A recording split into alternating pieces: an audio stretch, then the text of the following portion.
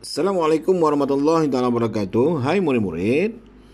Bersua kita kembali dalam PDPR 3.0 bagi mata pelajaran Pendidikan Kesihatan untuk tahun 6. Seperti biasa, anda bersama dengan saya, Cikgu Fizu.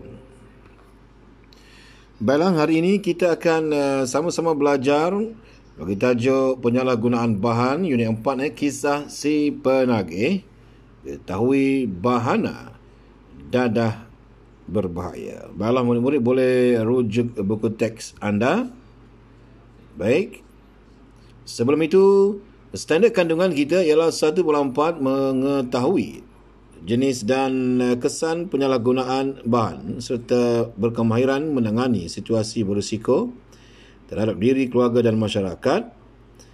Manakala untuk standard pembelajaran pula 1.4.1 mengetahui pelbagai jenis dadah. 1.4.2 menganalisis situasi berisiko berkaitan penyalahgunaan dadah. Baiklah, sebelum kita teruskan, sama-sama kita ikuti kisah kehidupan seorang bekas penagih dadah, yang mana rakaman audio ini adalah sesi temu bual bersama Mat, bukan nama sebenar, dan beliau merupakan bekas seorang penagih dadah. Sama-sama kita ikuti sesi temu bual ini. Murid-murid dikendaki untuk mendengar dengan teliti rakaman ini. Assalamualaikum semua.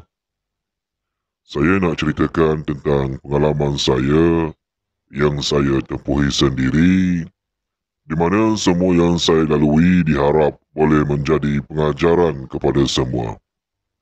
Saya anak Felda dan dibesarkan dalam keluarga yang kekurangan.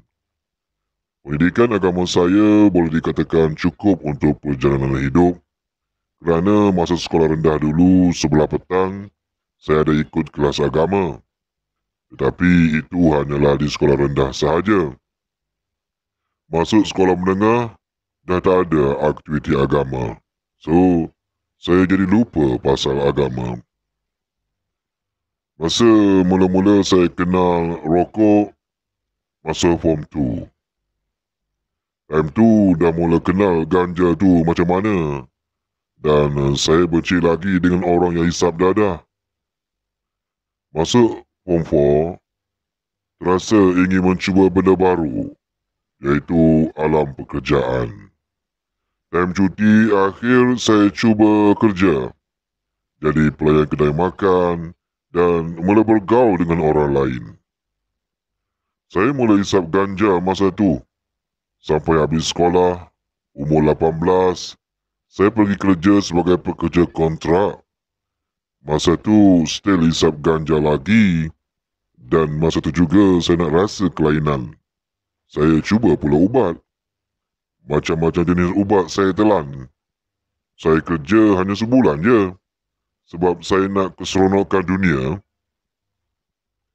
Saya kembali ke kampung jadi penganggur selama setahun. Selepas saya dah lali dengan ubat, saya cuba pula minum arak. Walaupun saya tahu arak adalah raja kejahatan.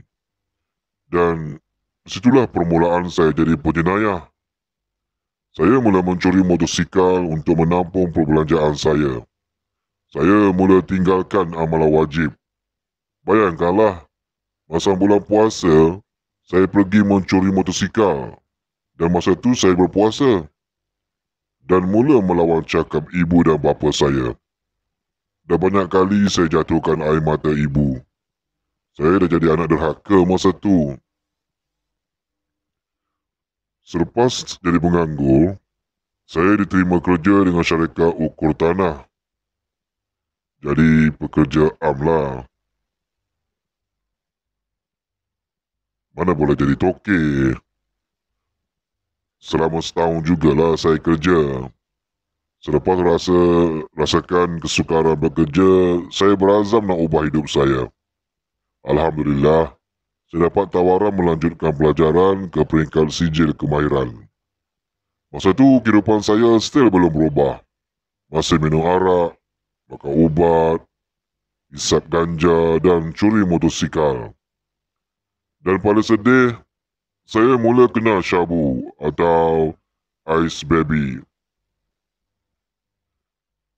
Biasa orang sebut metamamin apa dah. Saya pun tak tahu ejaan betul ke tak. Sejenis dadah yang buatkan kita sukar untuk tidur.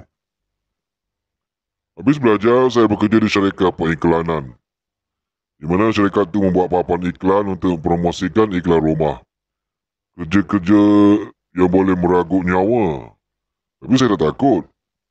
Hidup saya boleh dikatakan mewah jugalah. Dan pada masa yang sama, saya berhenti mencuri motosikal. Tapi, duit habis kat dadah aja. Oleh kerana belanja semakin tinggi, saya mengambil keputusan di mana saya mula berhenti minum arak. Tapi still hisap semua dadah-dadah tu. Banyak kali saya terlepas daripada pemeriksaan jalan raya. Sebab saya berani menjawab dengan polis. Saya rasa saya ni semakin teruk. Hidup tak terurus. Banyak dosa saya lakukan. Pernah satu malam saya termenung mengenangkan hidup saya yang susah. Ada adik ramai dan ayah orang susah. Saya pula menyusahkan keadaan. Masa tu terdetik dalam hati saya nak berubah. Dan saya berniat nak berubah. Niat saya diperkenalkan oleh Allah. Saya ke Malangan Jalan Raya. Selanggar lari. Tangan saya patah. Masa tu saya still isap syabu sebab saya rasa bosan. Tapi ganja dan ubat-ubat saya tak ambil lagi. Alhamdulillah, saya tidak pernah merosakkan perempuan. Lepas sembuh, saya ditawarkan kerja di syarikat Jepun. Di situ saya mula kenal tentang disiplin untuk bekerja. Di situ saya mula berkawan dengan orang-orang yang pentingkan akidah dalam diri. Saya mula tidak meninggalkan solat dan belajar bergaul dengan orang-orang yang bertawakal kepada Allah. Tapi saya still syab-syabu. Tiap hari saya berdoa supaya saya berubah dan dijauhkan dari kemungkarannya. Dan Alhamdulillah, doa saya diperkenalkan oleh Allah sekali lagi. Saya diterima masuk ke Institut Pengajian Tinggi Awam. Dan masa itu saya berazam akan berhenti melakukan benda yang membawa kemurkaan Allah. Alhamdulillah, hingga sekarang saya tak melakukan semua benda itu. Dan saya akan berhenti melakukan semua itu. Banyak ujian lepas itu saya dapat. Saya kemalangan lagi. Sekali lagi saya kemalangan. Tapi tak teruk macam dulu. Alhamdulillah, saya dapat hikmah di sebalik semua itu. Dan semua itu mendekatkan lagi saya kepada Allah Subhanahu Wa Taala. Untuk adik-adik, daripada apa yang saya ceritakan tentang pengalaman saya ini, saya minta jauhilah dadah. Jauhilah dadah. Jauhilah dadah. 3 kali saya sebut. Jangan sekali-kali adik-adik cuba dekatkan diri pada dadah. Kalau ada ahli keluarga kita yang terlibat dengan dadah, tolonglah buat laporan kepada pihak berkuasa. Terima kasih. Assalamualaikum.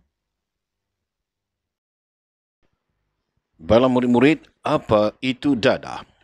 Dadah ialah sebarang bahan kimia yang digunakan pada tubuh manusia atau haiwan untuk menyiasat, merawat atau mencegah penyakit.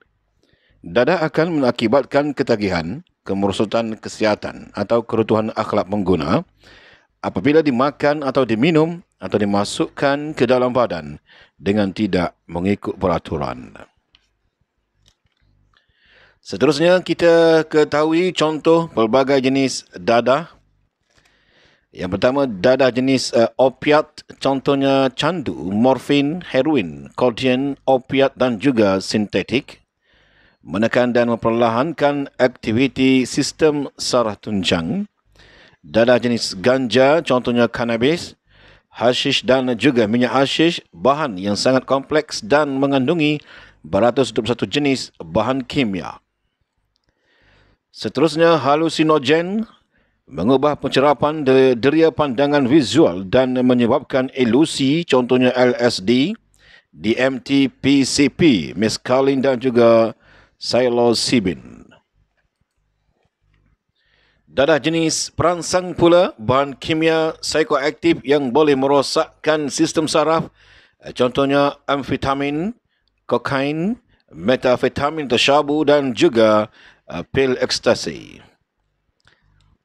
Dan dadah jenis penenang memperlahan atau menghentikan fungsi tubuh, contohnya sedatif, tranquilizer, alkohol, GHB dan juga ketamin.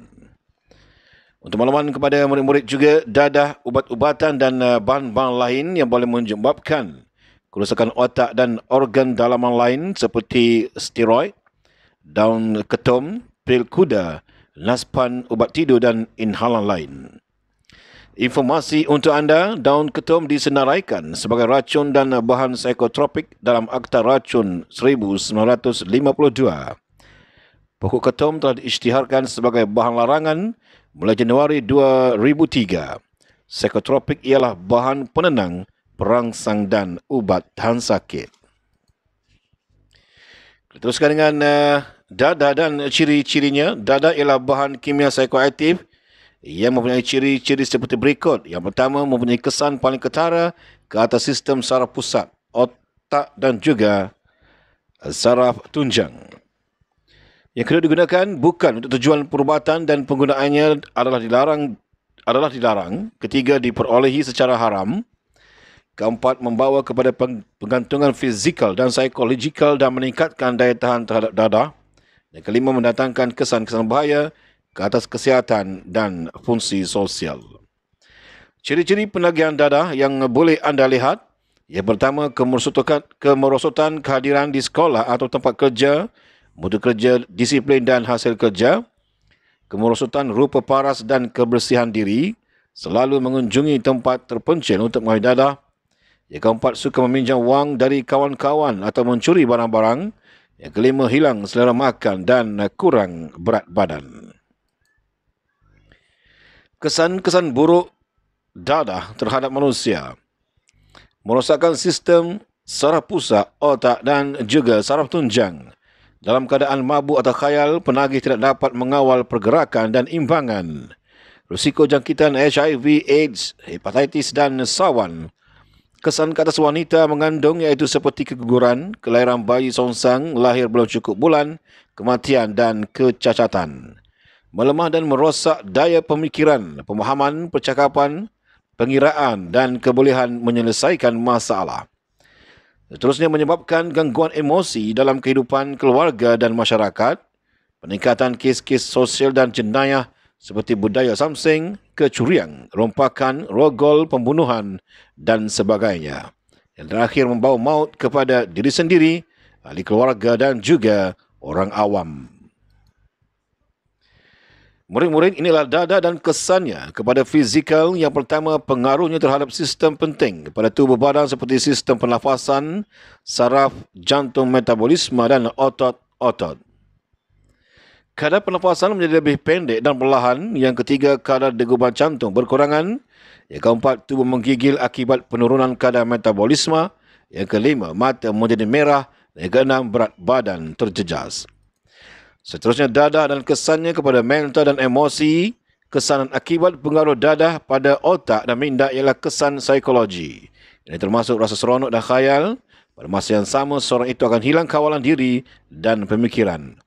Sekiranya bekalan dadah tidak diperolehi, mereka akan berasa keluh kesah, gian dan amat derita.